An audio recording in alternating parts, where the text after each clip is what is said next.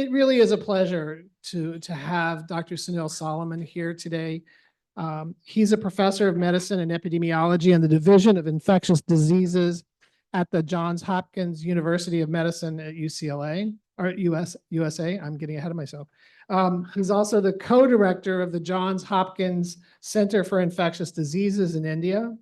I met Sunil by person in 2003 in Sao Paulo, Brazil, where he was, at the time, he's always been precocious. He was already working at the level of UNODC. So he was amazing then, and he's even more amazing now. He has a master's of public health and a doctorate in epidemiology from Johns Hopkins. His research is primarily focused on the epidemiology, clinical management, and access to services for HIV and viral hepatitis among vulnerable populations, especially people who inject drugs and men who have sex with men, primarily from low and middle income country settings. He's a deputy editor at the JIAS and an associate editor at DAD. He also is co-chair of the Substance Use Scientific Committee of the HPTN Trials Network.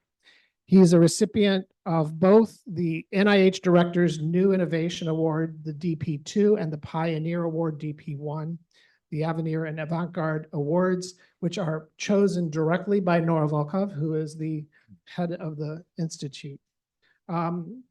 He served as the protocol chair for ACTG 5350 in a groundbreaking trial on the simplification of HCV treatment delivery, and currently serves as the protocol chair of HPTN 103 Purpose 4, which is the first trial of long-acting antiretrovirals for PrEP among people who inject drugs.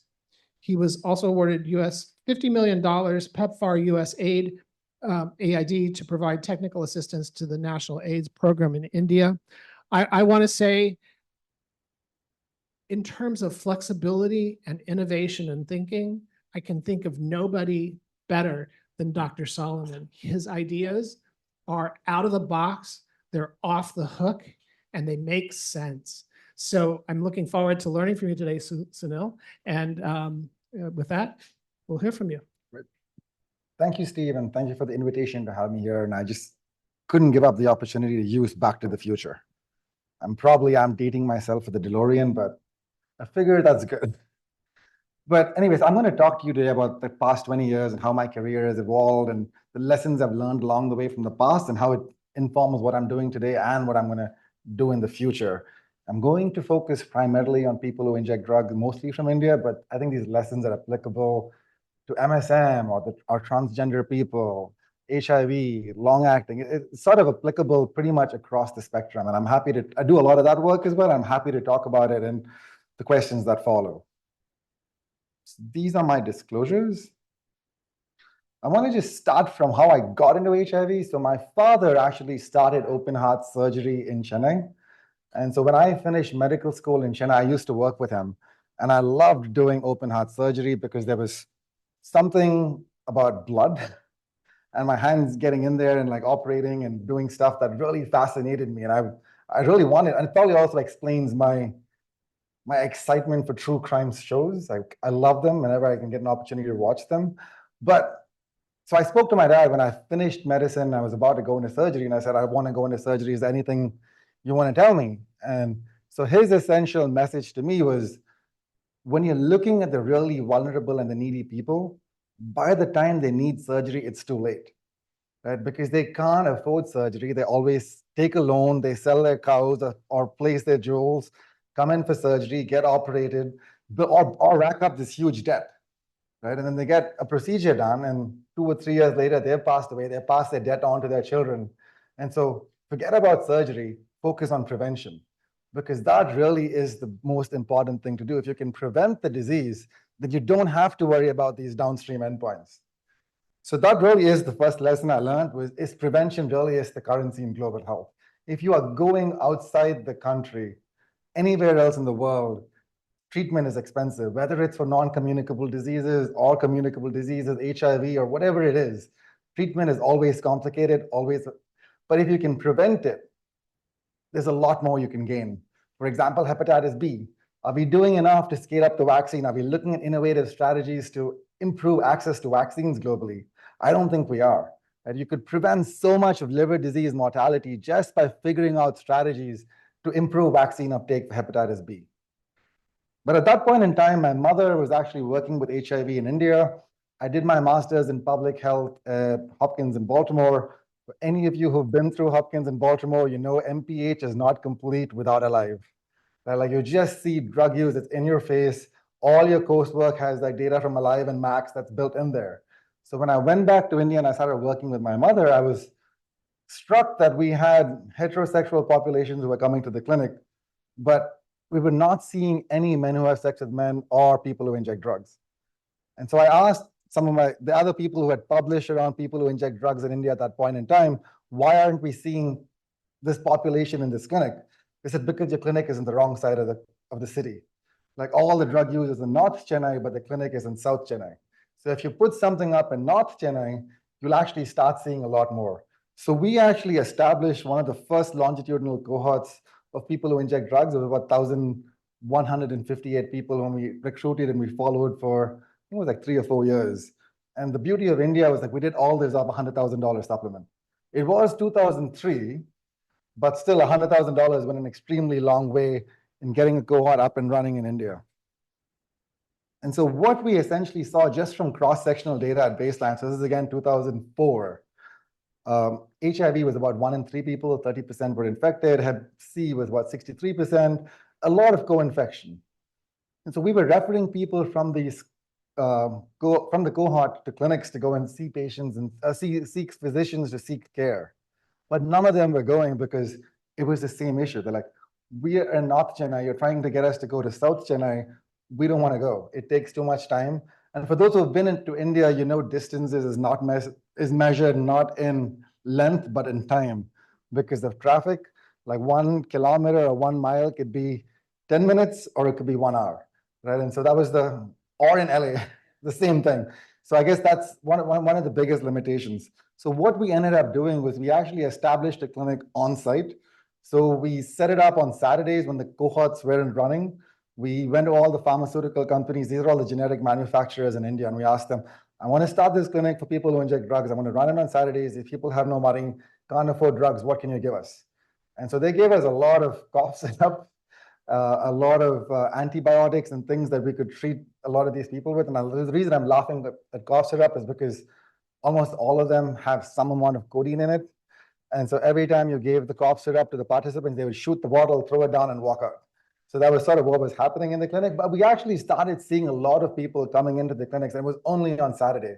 The other thing I also learned at that point in time was the first few clinics were good, but then people wanted to start smoking up outside in the waiting room. Right? Like you're working with people who inject drugs who want to smoke marijuana while they're waiting. And so initially we tried to say, no, we want to stop you from smoking marijuana. But then we started seeing that people stopped coming to the clinic. So then we finally said, okay, let them do whatever they want outside. But there was no air conditioning at that point. All our windows were open. Clinic would start at 9. By 12 p.m., all of us were happy. It was a great clinic, and we used to run it every Saturday for many years when I was in Chennai. But antiretroviral therapy, I didn't want to start people because I couldn't continue them. It's a lifelong thing. There was a government ART center in Chennai, which was about 2 kilometers. And we said we will arrange for auto rickshaws to take you there. So just go there and continue your ART right there. But unfortunately, people didn't go, right? And we started seeing extremely high mortality. And so you can see that it was about 9 per 100 person years. But if you went to the lowest CD4 counts, it was almost 35 per 100 person years of people were dead. So 1 in 3 people whom I was seeing was going to be dead by the end of the year. And we actually compared this to what it was in ALIVE in Baltimore in the 1980s. So we're looking at 2004 data in India to 1980s data in Baltimore, and we were 3.5 times higher. And so this really struck me as like a huge problem that we wanted to solve, which really brings me to the second lesson. Like we keep talking about ending the epidemic, but we always focus on the same populations.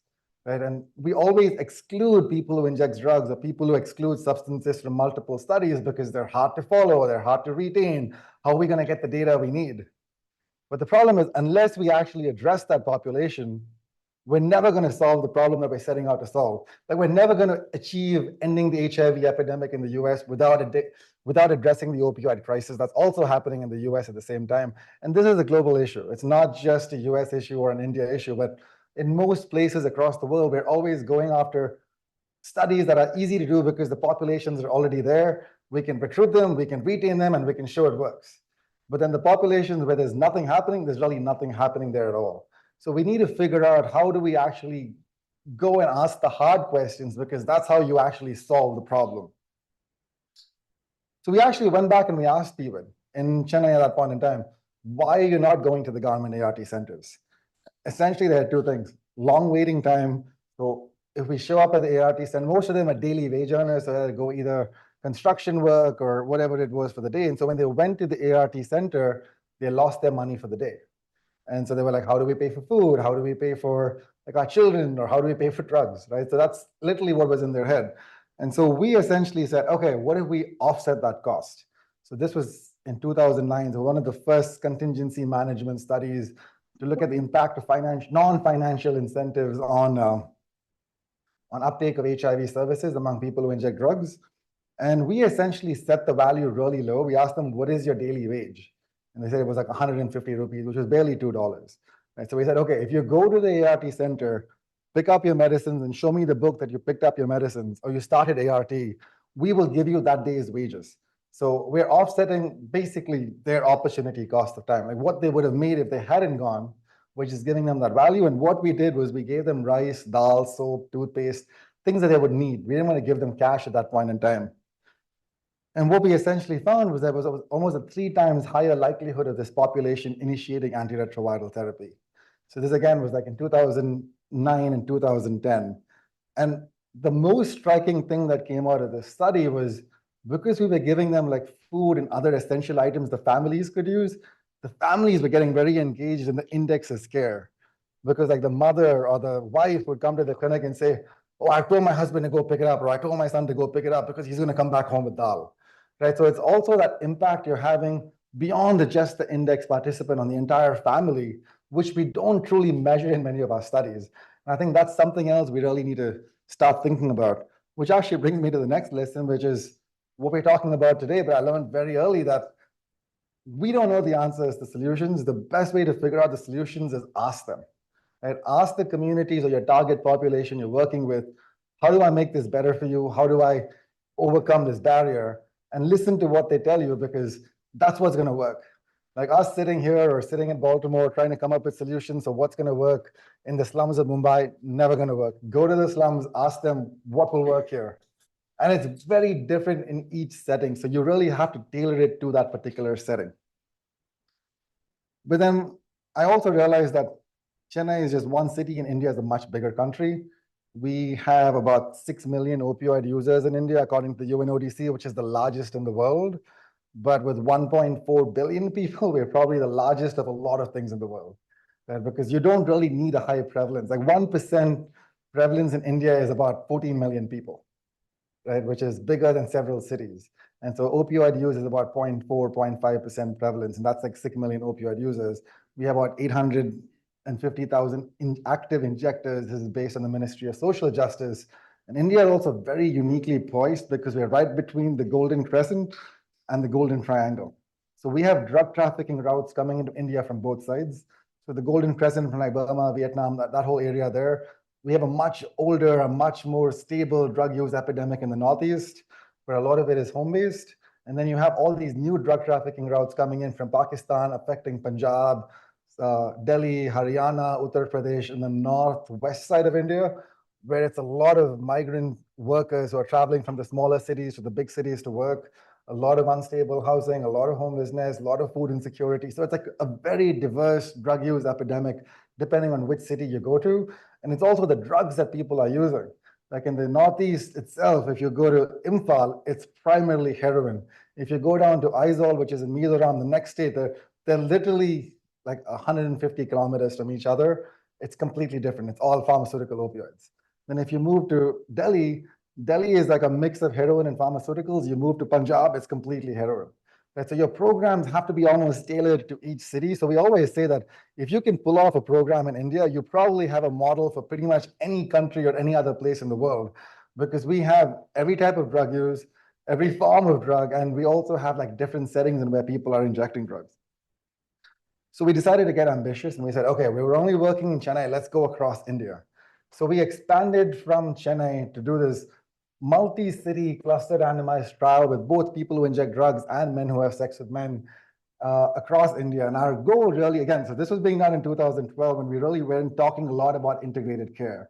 And so we said, what if we integrate HIV testing and harm reduction, all the essential services into one venue? Is that going to improve uptake of HIV testing? And the reason we focused on HIV testing was we found HIV testing was just low. It was only about 35 or 40%. And so unless you can get people tested, the rest of the continuum sort of makes no sense, because that is your entry point into the continuum.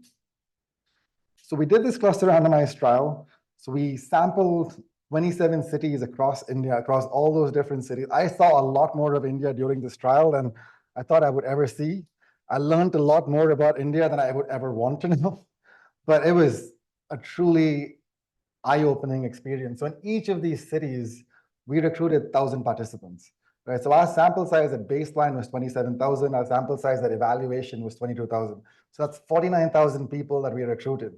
And then we set up these 11 integrated care centers in these 11 cities. So each of those clinics catered services to about 1,000 to 2,000 people. So that over the course of the trial was almost like 19,000 people who are like in a clinical cohort.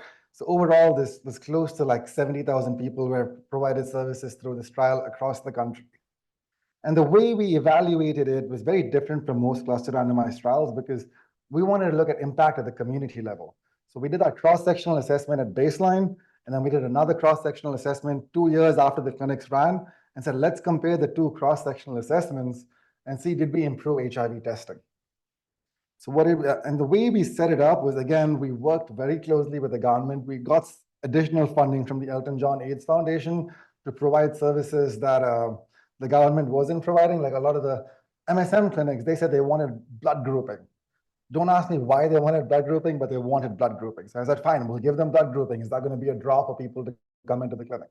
And then some of them wanted a facial on certain days. So we got a facial machine and put it in one of the clinics. So we actually made the clinics different to figure out what populations wanted. But the core services all came from the government. Like all the HIV test kits came from the government. The STI test kits came from the government. The STI in India, it's syndromic management. So all those kits also came from the government. So it really was a very sustainable model. Needles, syringes, and the MOUD came from the government as well. It was only the staffing, the rent, and the infrastructure that we paid for from the NIH grants. And what we also did through this program, which we're continuing to do now, is we built this biometric system for client service utilization tracking.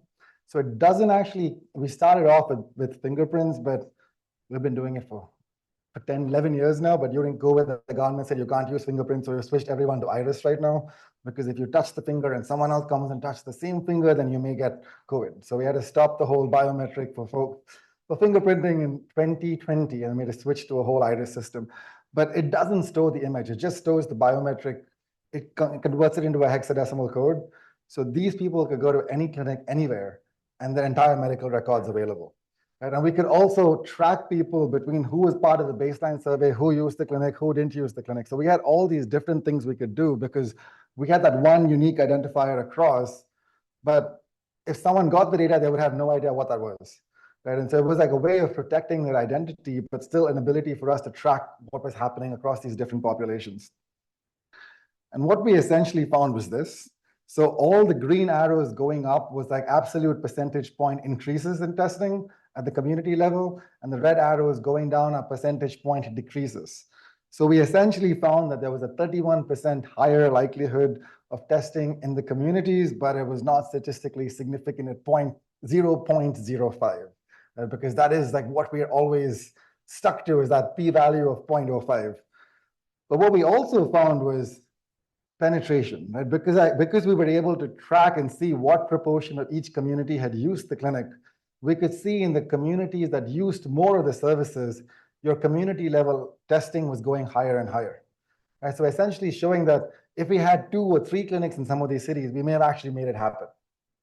Because when we wrote the grant, it was an NIH grant. We figured we could just do one clinic, but in India, one clinic in a city like Delhi is not going to do anything. We'll probably need 3 or 4 clinics, right?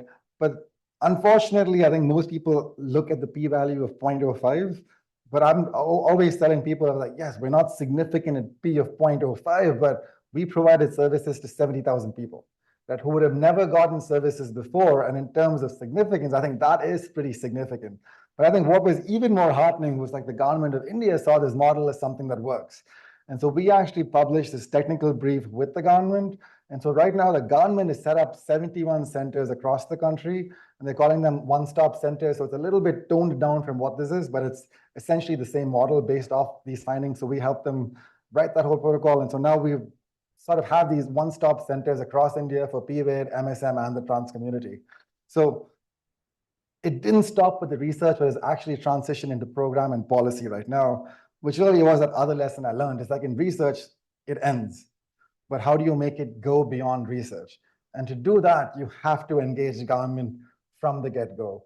So we started in 2012 working with the government, engage them in the design, engage them in the selection of the cities, engage them in the intervention, engage them in the services, and then they finally adopted it. It didn't get adopted in 2017. It took a few more years, but it is part of the program now. Right? So I think engaging that government in your research initiatives is critical right from the start if you are thinking about sustainability. But the other thing I always get asked by the government, because I've been trying to push everything, I'm trying to push long-acting PrEP, HIV self-testing. The question they always ask me is like, at what cost? Right? Because in a country like India, where 99% of the population is negative, PrEP can have crazy implications in terms of cost if it's 1.4 billion people. Right? So it's like, how do you be efficient about it? Like who gets long-acting ART? Because again, people don't think of India as a high burden country, but we are the second highest number of people living with HIV in the world after South Africa. Like our prevalence is low, but the absolute number is 2.5 million. Right? So every $1 change is $2.5 million. If it's a $10 change, it's a $25 million change in terms of budgeting. And so we always get asked these questions about efficiency. And I also do a lot of work with hepatitis C, which I think many of you will agree is like the stepchild even further removed from HIV. Right? So HIV and then PVID gets less funding. When we go Hep C and PVID, there's even less funding available for that. Right? And so the whole idea was, how do we actually make service delivery for people who inject drugs efficient? Right? And the way randomized clinical trials work is we assume everyone is the same. That if you meet eligibility criteria, we're like, you're all the same likelihood of success, you're all the same likelihood of failure. But we know that this is not true. Right? Like we know, like if a person who injects drugs, who's engaged in MOUE, living at home, probably has a high likelihood of achieving SVR versus someone who is injecting 10 times a day, living on the street and no family. Right? And so we said, could we actually predict who is going to be successful versus who is going to fail? So we came up with this prognostic score because we didn't have Hep C treatment. We used the first 3 refills for antiretroviral therapy to sort of predict who is going to be successful and who is going to not be successful. So the way we set up this thing was we randomized them into 2 different strata. So you are at a low risk of failure or at a high risk of failure. And if you were at a low risk of failure, you were more likely to be engaged to the cheaper intervention, which was your basic support. And if you were at a high risk of failure, you were more likely to be engaged to the higher likelihood of failure. Right? So the only thing we changed was the allocation ratios once that prognostic score came in. But because we have the scores, you could always rebate them back and take it back to a whole sample and do it as a fully sized randomized clinical trial. But at the same time, it also lets you examine, does the precision approach work and is this something we could do? So we did this for Hep C, but I think this is very relevant for long-acting PrEP, long-acting ART. Could we predict who would be fine on oral ART versus who needs long-acting ART? Or who's going to be fine on oral PrEP versus who needs long-acting PrEP? And could we use this like in programs? Right? Because as much as we would love everyone to get everything, the world doesn't work that way. Right? Especially government programs, they have limited funding, limited resources. They say, we need to prioritize populations. We need to know who. And so the interventions we had are pretty simple. The basic support was just access to, from like all the infectious disease and harm reduction care we had at those ICCs that I showed you earlier. The peer navigator only was basic support plus patient. So it was a contact with the patient participant once every 2 weeks, just to make sure that everything was going well. And then the DOT we essentially said it was the same as the PN plus the PN arm, but what we also did was like we did weekly dispensations versus the other two arms, which was 4 weekly dispensations. And during those weekly dispensations, you observed 1 dose being given, right? And so it was a lot more intense. We were trying to do a lot more, but we recruited these 3,000 participants between 2020 December and 2021 December, right? So it was right through the COVID pandemic. And so then we had to switch, like we were ready to launch in January. COVID came in March. We had to stop everything. We had to rewrite all our protocols, change the entire intervention, because we were actually hoping to do like daily DOT or once every other day DOT for 12 weeks, because these are people who are coming into the clinic for harm reduction services, but we were stuck with COVID. And so we had to rewrite all the protocols. So it really was like a true testament to our teams on the ground. None of us were able to travel to India during this time. And so we're completely done on Zoom. Our teams enrolled we enrolled 3,000 people who inject drugs across 7 cities through the COVID pandemic in India. And that was the time, if you remember, most trials were struggling to enroll like 1 or 2 participants in most other parts of the world. And the one thing I do want to point out is, like, if you look at the low risk and the high risk, so we adjusted for those factors that I've listed in the text above. So you shouldn't expect those to be different across the 2 arms. But what also you can look at is like ever incarcerated, right? So the high risk people had like a much higher rate of incarceration, or living with HIV. The high risk people had a much higher likelihood of being co-infected with HIV, right? So it worked on those things that we matched on, but it also sort of rightly stratified people on what you would think are risky factors in terms of likelihood of success. And it sort of balanced them out the way you would expect it. So what did we find? I think the biggest finding for us was we were able to retain 93% of them, right? Which for an active injecting 30-year-old group of people where 80% are injecting every day is pretty shocking. And we were struck by how much, but I think what was disheartening was our SVR was 59%. And I think Dave Thomas always tells me, it's a good thing you did this because you also did MinMon and you showed 95% don't need anything. And I was like, yes, but that's a different population from this. And this is like an active inject. And so the way we set it up was we were comparing in the low risk arm everything to the basic support, and in the high risk arm everything to the peer navigator and DOT support. And so the only group where it really showed any benefit was the PN plus DOT in the low risk arm. And I think in retrospect, when I'm looking back, most of it would classify anyone who's actively injecting as high risk, right? Because you would say that they're at high risk for failure if they're actively injecting, but we had to stratify those people into 2 different groups, right? So that's one takeaway from the study. But I think what was really striking for us was those prognostic scores, right? So people on the left had like the lowest likelihood for failure, and people on the right had the highest likelihood for failure. And if you just look at those orange bars running through, you can see there's like, we were able to predict exactly who was going to fail, who was not going to fail. But our problem was like our interventions weren't strong enough to actually make a difference. So it basically means that we can be using these scores in all our designs going forward, but we need to think about what is the optimal intervention. The one thing I'll touch upon here, I'm happy to talk about later, is reinfection, right? So in some of our cities, our reinfection is more than 100 per 100 person years.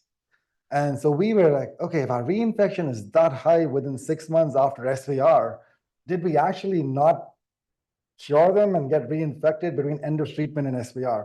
So we went back and tested everyone who had failed at SVR. We tested the end of treatment samples, and about 48% of them were undetectable at end of treatment. And we have adherence data because we were actually weekly dosing them. So we know at least like 90% of that 48 were actually cured at end of treatment. They were getting reinfected in that 12 weeks between when they finished treatment to when they came in for their SVR assessment, really suggesting that we need to be thinking about like harm reduction strategies as well. And there's a lot of ideas we have going on about what we actually do with this. But I think we need to start thinking about using these designs because efficiency really is essential to scalability. Because you could do the most perfect study, but if it's going to be a lot of resources, it's not going to be scaled up. So we need to start thinking about how we actually plan study designs to try and figure out who are the right people for these different interventions.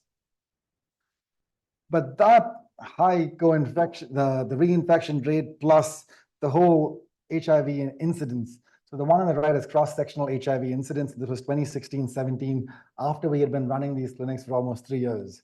And it was sort of striking to me, like, why haven't we made any difference? Like in IMPHAL, for example, where it's 0 on the top right is probably the place where you have the best access to harm reduction. So it worked in some of the cities, like our incidence actually dropped compared to our incidence 4 years ago.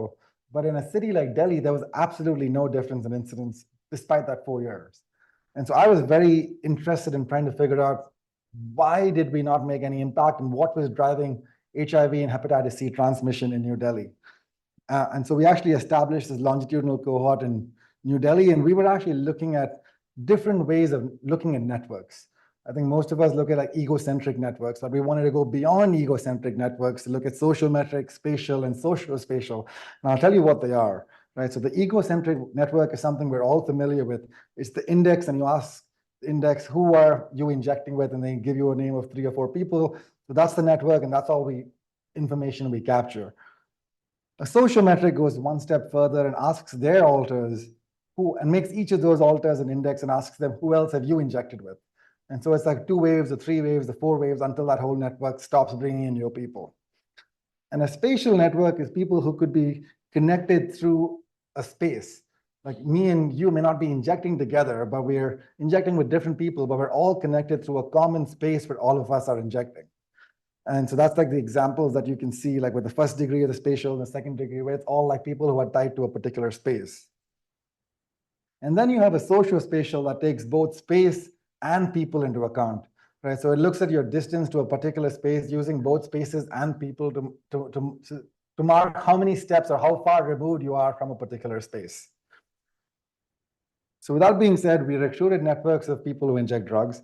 So we started off with index participants, and we asked each of the index participants, who are you injecting with in the past 1 month? Bring them in and let's enumerate your network. And then when those people came in, we asked them, who do you inject with? They brought in their partners, and the whole thing was again done through biometric. And so if I brought in someone with one particular name and someone else brought in with some different name, the program would automatically say these 2 people are the same person. So it would link me and that third person, though me and the third person didn't name each other, through that second person in the middle. So we actually got very comprehensive network structure. So we started with 10 indexes. In Delhi, it's 99% cisgender men who are people who inject drugs. So all our indexes are men. We had about 20 cis women and 3 trans women. The median number of coupons we handed out were 1 to 3. And about 75% of the coupons were returned. Our baseline HIV prevalence was 37%, and only 8% were undetectable at baseline. And our antibody prevalence was 65, and 80% had like active or chronic hep C, HCV RNA positive at that point in time. And that's what our network structure looked like in Delhi. So we started with 10 indexes, where you can see like 6 of those actually joined to form one large network. So that person in the middle actually ended up being a participant, an injector, and a dealer. And so it was like connected to so many different people that all those different networks just merged into that one big network in the middle. And then there's another network on the side, there's one there. The 11 seeds, 6 came into one network, and then we had like 5 separate networks floating around on the side. But all those red dots are HIV incident infections. And the yellow are the prevalent with detectable virus, and the blue with the undetectable HIV RNA. And what we also saw was like, that was one way of looking at the network, but we also looked at it spatially, right? And you can see that it wasn't evenly distributed across the city. There were certain pockets in the city where all the HIV and hep C infection was concentrated, like that whole area in the middle. And that was like a really concentrated epidemic. And our HIV incidence in New Delhi was 159 and 744. So it was about 21.3. And so this is like the slide I love to show. If you're comparing the 3 most recent PrEP studies, right? So you have 083, 084, and Purpose 1. That was the total number of incident infections in like 5 times the number of people in those studies. Right? And I would have loved to show FTDF and FTAF and PVIT, but that data doesn't exist. Right? So that red doesn't have the data. And if you're looking at background incidence in Purpose 1, which was the 100% efficacious lens study, it was 2.41. Right, so we're almost 10 times higher than what the incidence was, yet we have like no PrEP programs for people who inject drugs.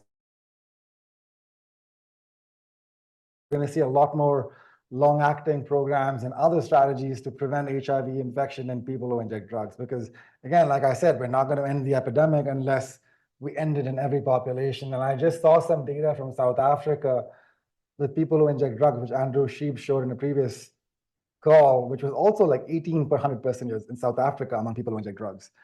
But then we're still trying to figure out how much of it was sexually driven versus drug use driven, but there is drug use happening even in Africa. So it is going to become a global issue going forward. And then the other thing we also did was we were doing another cluster randomized trial. So the one thing I can tell you, the definite lesson I've learned is don't do cluster randomized trials. They don't work, they're complicated, they cost a lot of money, and you cannot control that coefficient of variation at baseline.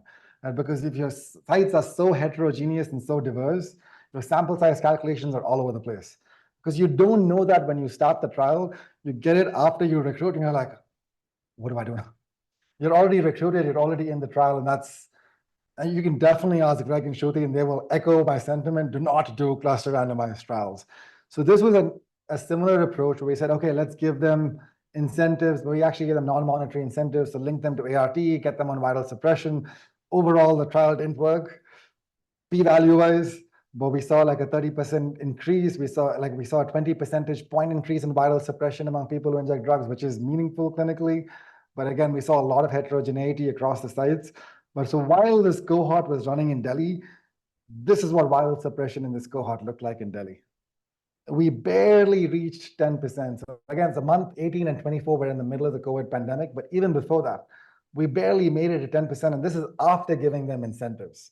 And so if you're looking at long-acting ART strategies, these are again populations where even on incentives, we can't get them suppressed. So is there a role for long-acting antiretroviral therapies in these populations? Because most times you're working with populations who come to care, but what about the populations who don't come to care? Is there some way of using the mobile van or using hotspots and going out there and delivering services? And in terms of HIV incidence, I think you'll see all the common predictors. And in terms of U is equal to U for people who inject drugs, that data doesn't exist. But what we essentially saw was the more viremic partners you had, the likelihood of you becoming HIV seroconverting and picking up HIV incidence was higher. And the further you were in terms of network distance from someone who is HIV infected with a viral load, your likelihood of HIV incidence kept dropping. Right? So it's not the perfect U is equal to U study, but it sort of supports that theory that more virus in your immediate network, more likelihood of HIV infection. But I think what was really striking to us was just that spatial and social-spatial association. That one spot was like our strongest predictor, 3.4 times higher likelihood of picking up HIV. And the further you went from that spot, the less likely you were to pick up incident HIV. And just to show you what our network looked like, so each of these purple spots is an actual GPS point that we marked based on what people told us where they injected, and the size of the spot is how many people told us that particular spot. And this is how the network actually grew in Delhi over time. So the whites are the ones who are HIV negative, never picked up HIV infection, or the people who are HIV positive but undetectable, which is less than 8% of the population. All the pink ones were the ones who had detectable HIV RNA, and the red ones were all the incident infections. So there were 159 red dots in this. You can try and count it, or you can take my word for it. But that's pretty much what it was. We're right now at 276. I'm not boasting, but that's pretty much what it looks like right now. And it's kind of sad that we still don't have anything going in these populations. And you can see that all those red lines sort of seem to converge towards that middle spot, that big purple spot, and that's hotspot number 40. Right? And essentially, we found that 71% of the infections reported injecting in that one particular spot. And then for every increased step to that spot, your likelihood of infection went down. So the way we were able to do this was really bringing in people who are not traditional epidemiologists. So I actually worked with Stephen Clipman, who's a data scientist and a bioinformatician. Right? So he brought in methods from data science like graph neural networks and neural overlapping cluster detection. I struggle to say these names, but this is the advances that we need to be bringing into our field. Right? Because he was able to recreate the clusters without this data and said just by going to hotspot number 40, so all these p-words, if you looked at all their characteristics, they would fall into 7 different clusters, and hotspot 40 connected 6 of the 7 clusters. So essentially the hypothesis is if you could wipe it out in hotspot number 40, you could potentially wipe it out in all of New Delhi. Right? So it gives you sort of like a strategy to check, is this something that we could actually do? So the other lesson I learned was follow the white rabbit. If you have questions, you see something, just keep going after it and build interdisciplinary teams. I think this is particularly important as we're going into the future because data science and AI is there, but a lot of them don't know what they're doing. So it's important for clinical and epi and data to work together, because data is only good as data, whatever comes in, but you need someone who could actually make sense out of that data. Right? And I think what people don't recognize is the more data starts coming in, it doesn't know what's good data and what's bad data. All data is data. Right? And so it needs people to actually work with people who are good at the data to figure out what data makes sense, what data doesn't make sense, what should you be using. And I think that is something we should be doing a lot more of in the future going forward. So I actually went to that hotspot number 40. Right? And when I got there was this blue shed. And I think some of you know what's coming next. But I walked behind this blue shed and I essentially saw like tons of people, injectors, right? They were all people who are just homeless migrants hanging out there. Any given point in time, there were about 300 to 400 people. But any particular day, at least 1,000 people were going through this particular spot. Right? So I went up to them and I said, listen, like we have an HIV testing clinic that's 5 minutes from you. We can also screen you for Hep B and Hep C. Why don't you ever go? And they looked at me and they're like, what's the point of HIV? We don't know where we're going to eat next. We don't know where we're going to sleep. We don't know where we're going to shower. So why do you want to talk to us about HIV? How is that going to make any impact in our lives? Right? And so that really struck me, and it reminded and told me like something that's changed my whole approach is like we have to stop looking at people with diseases, but start looking at people as people. Right? So don't go ask someone like, what can I do to improve your HIV status or improve your HIV testing? Go and ask them, what do you need? And leave it open. And if they say, I need shower, then figure out how do we get them the shower, but also bring them the HIV and everything else around the shower. Right? And so my dream was at that point in time, I want to turn this blue shed into a clinic. And fortunately for me, someone from Abbott was in India at the same time. So he had come with me and I showed him this blue shed and I was like, can we turn this into a clinic? Is there any way you can figure out funds for that? And this was 2019. And then COVID happened and it took us a long time, but we actually made it happen. And we've actually, the original blue shed that we saw is no longer existent, but in the true spirit of the blue shed, we just call this project the Blue Shed Project. Right? And so this is a partnership between academia, industry, community, and government. So all the sit-in service supplies and the MOUD comes from the government. All the diagnostic supplies comes from Abbott. Abbott actually paid for all the plumbing as part of their Abbott Pandemic Defense Coalition. So the plumbing for showers, the plumbing for the toilets was all paid for by Abbott. They gave us seed funding for the food. So we started feeding people out of this clinic. But 6 months into feeding people, we started in November. So I think by May or June of this year, there was another local group who saw the good work that we were doing. They're like, oh, you're doing such a good thing. We'll just give you the food. So now all the food comes from this local Hare Rama, Hare Krishna group. So they provide all the food to us, which we provide to the clients. Right? And so this is sort of what the model looks like. We painted it as much blue as we could because we wanted to stick with the Blue Shed project. So we have all those general medical services. So that's the iris scan being used. Again, everything is linked to your iris scan, and you can go to any of our, so we have like 9 facilities in Delhi, which also do opioid use, OTP, MOUD. So you can go to any of those facilities on each day and pick up your OST, and it would track all your records through that central system. And we also have haircuts, and we have food pockets, and we have showers. I think that actually makes it a lot nicer. I didn't know about the haircuts. I showed up on a Wednesday, and there were people getting haircuts. I was like, what's going on? People are getting haircuts. I was like, is that a sign? And they were like, no, you're okay. But it is an opportunity for people. And I think for many of us take these things for granted. Like we can get a haircut whenever we want. But for many of these people, the haircut was the draw. They were coming into this place for that haircut. But I think this model really makes us happy, but I think what makes us really sad is the burden, right? It's almost half the clients coming in here were infected with HIV, right? And then hepatitis C was like 80%, Hep B was like 7%, but we're also providing them with all these services. And we've actually gotten a lot more people. I've put greater than because these are the people whom we have registered. There are a lot more who come in and use the facilities when we don't register. But the most important thing that's come out of this for us so far is most of these people are not coming here for the HIV, right? They're all coming here either for the food or the shower. And while they're waiting for their shower, they're like, okay, we'll get screened for HIV while we're waiting. Or we'll get screened for Hep B. So that's why you'll see those numbers don't necessarily correlate for HIV, Hep B, and Hep C. Some of them only have 10 minutes before they have to wait. Some of them wait for 30 minutes. Some of them get 2 tests. Some of them get 1 test. And so it really is like we've figured out how to bring it in. And now it's like, how do we actually get them to those optimal outcomes? And so we're working on different protocols. We're hoping with both long-acting PrEP, long-acting ART to try and see can we actually make a difference in this population. So my last lesson was never give up on a dream. It only took me 4 years in a pandemic, but we actually made it happen. And I think the one thing I always get when I give this talk is like, well, you only have one blue shed. Like, there are so many people in India. How are you going to help all these different populations globally? So I always tell them the story my mom always used to tell me, which is from the Star Thrower. I think many of you would probably know this. There's this old man who's walking down the beach, and he sees the small child picking up something in the distance and throwing it into the water.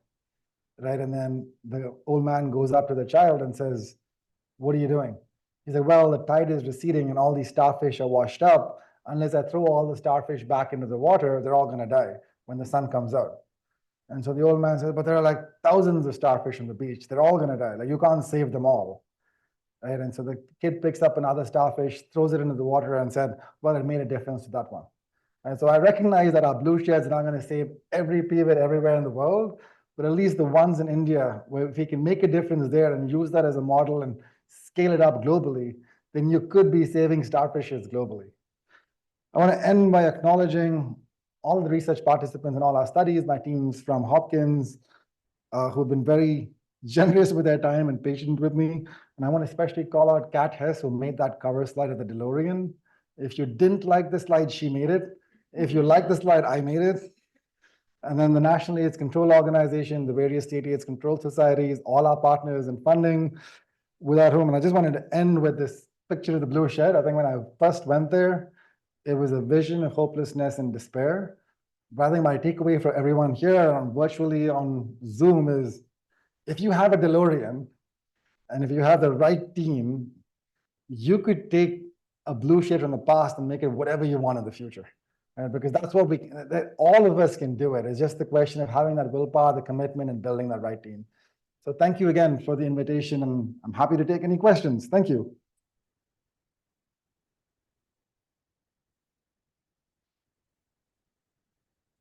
Good. Sunil, that's fantastic. Thank you. That was so great. And, you know, can you talk about safe injection sites as part of the strategy here? These people all came to not a safe injection site, but to gather, like taking advantage of a safe place to use drugs is the place where you intervene for these things. No, I think it's a great point, and it's something we should definitely be considering. The challenge with working in India is they don't believe OST and syringe service programs can happen at the same place. Because they think if you're on OST, if you're taking opioid substitution or agonist therapy, then you shouldn't be injecting. Right? And so because all our supplies are coming from the government, trying to make that into a safe injection site may be challenging, but what we can definitely do is have like a little shop nearby where we could do a safe injecting site, which would be fine because we're not getting anything from the government at that point in time. Really amazing work. Congratulations. Can you talk a little bit about diplomacy? And I mean, you've talked numerous times about partnering with the government and partnering with local agencies and city officials and ministries. You know, in the U.S. context, that's almost unthinkable, or the barrier to doing it is much higher. Can you talk a little bit about how you brokered those interactions to get started? I can say it definitely didn't happen overnight, because I think our first interactions with the government, we had gone to them for randomization. And we wanted them to be involved in the whole randomization process. Like, why are you coming to us? Go ask some child on the side of the street to actually just pick the balls and let them randomize. Why do you want to come to me? So it's been a challenge, but I think what's really worked is we've shown them the results. And the one thing I've learned from working with the government in India especially is they can't be your ideas, they have to be their ideas. Right? So it's almost like one of those Inception movie kind of things where you plant what you want to do in their heads, so it comes out of their mouth as something that they want to do, and that's really worked. And I think the other thing we've also done is like also engage them in a lot of our publications, giving them opportunities to go present their own data. And I think that's where a lot of the mistrust lies, is like we're just trying to use them for our own benefit. But we're like, no, we're not using them for our own benefit. We will give you the recognition. We're happy to have you present the data if you want. It's like, I don't care about presenting the data, but I want to do the work. And if you want to be the person who presents it and takes responsibility for it, we're fine. And that's really worked with us. But it really is like a long process of engagement and making them, like really giving them the ownership of the idea. It has to be their idea. If it's your idea, it's not going to work.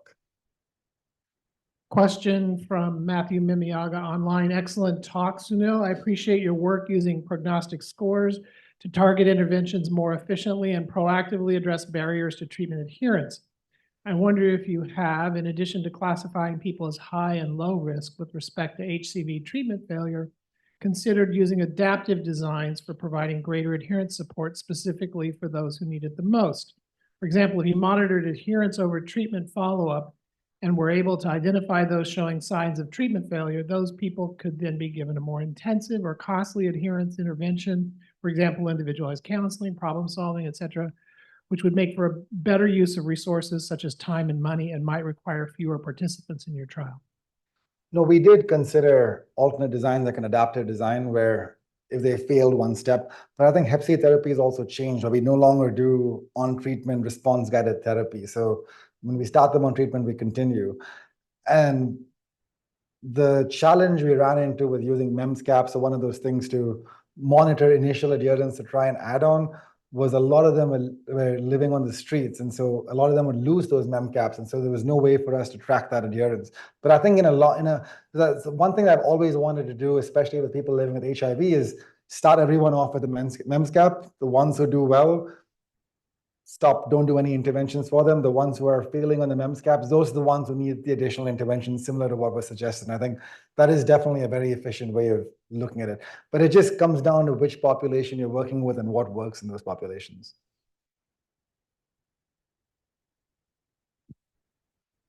Thanks for the talk. That was incredible. I'm sort of curious to know the I guess, education or knowledge, but also demand for HIV PrEP in some of the populations. You were mentioning that it wasn't available yet, and I didn't know if that just meant it wasn't available like to them, or if it wasn't available in the country yet, or if that's a pending thing. So in this, for people who inject drugs in India, so the government has a guidelines for PrEP. So there's a technical guideline that exists, but there's no public sector program that's rolled out PrEP yet in the country. But that being said, if you know India, we have generic manufacturers and you can buy PrEP over the counter. So we actually run an online platform. It's called Safe Zindagi, which means safe life. So the way we work is we go to websites like Blued, Grindr, and Planet Romeo, which are the three big gay hookup sites in India. And we have virtual outreach workers who are outreach workers, but they're in the virtual space. So they chat with these people and they say, hey, I'm from this organization. Are you interested in getting screened for HIV, or do you want to know more about PrEP? And if they say yes, then we take the entire conversation moves to WhatsApp. We allow them complete control of their client journey, asking them, where do you want to get screened? And once they get screened, hey, you're negative, are you interested in PrEP? And if they say yes, then we connect them with a doctor, again, all over WhatsApp. They do a teleconsultation with the doctor, they get their bloods drawn, the results are uploaded. And so if everything works out, we get them initiated on PrEP. So we have about 3,300 people we have started on PrEP. It's primarily MSM and trans women who are on PrEP in India currently. For PVID, it's not really that great in terms of the uptake. The data also around PrEP in active injecting populations is not that great. There's the one trial from Bangkok, which showed that tenofovir worked, but most of them are already on methadone maintenance and not really actively injecting. I think those who had injected in the past 1 month was less than 20% of that population. So there is a lot of PrEP use in India, and there's a lot more 2-on-1. And then the last time I was in India, they were asking me about doxypep, because you can pretty much buy anything over the counter. And so this was also another lesson I learned, not necessarily for this, but I asked these guys, like, how do you know about doxypep? Oh, they're like, oh no, we follow this porn star, and he actually tweeted about doxypep. And then I realized that, I don't know if it works in the US, but porn stars have Twitter accounts, and they actually put porn on their Twitter accounts. And if you like it, you can go to their OnlyFans page. And so on one of these people's Twitter accounts, it actually put something about doxypep. And so all our people across India were learning about doxypep. And so I'm just worried about what's going to happen with doxy use in the community without any testing or screening. The influencer world Exactly. is big. The second question, and actually don't know that, yeah, is there any opportunity for Hep C prep? Because you keep- mentioned the reinfections, and I just No, I it's keep striking. talking about this to Mark Solkowski and a bunch of people. I was like, why don't we do Hep C prep? But I think the challenge is like in the US, Hep C therapy is so expensive that prep just does not make sense. But I still think in a population, so one of the challenges that we see is when you cure people for Hep C, you're actually making them susceptible to Hep C. Right. And so is there like a way of like, is there something like people are modeling can do is like where we treat everyone, we either give them treatment or we give them prep, but then we hit at least 90% of the population over a 1 year period. Right. And so you drop the entire community viral load down, because otherwise what you're doing is like, you're basically like opening up more people for infection. Right. And so you really have to bend that curve so low that the number of like your reservoir of Hep C infection has to drop completely.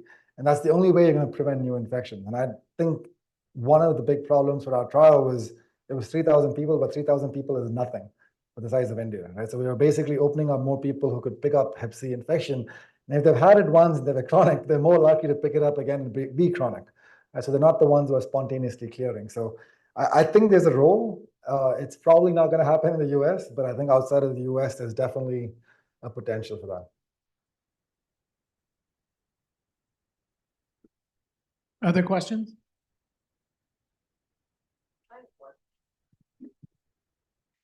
So that was really, truly amazing. So thank you for that. And so I was just struck by your discussion about the hotspots in the place. And I remember that a number of years ago, I don't want to date myself for how long ago, there was a method that recruited people into studies called PLACE, based on place. And it sort of disappeared.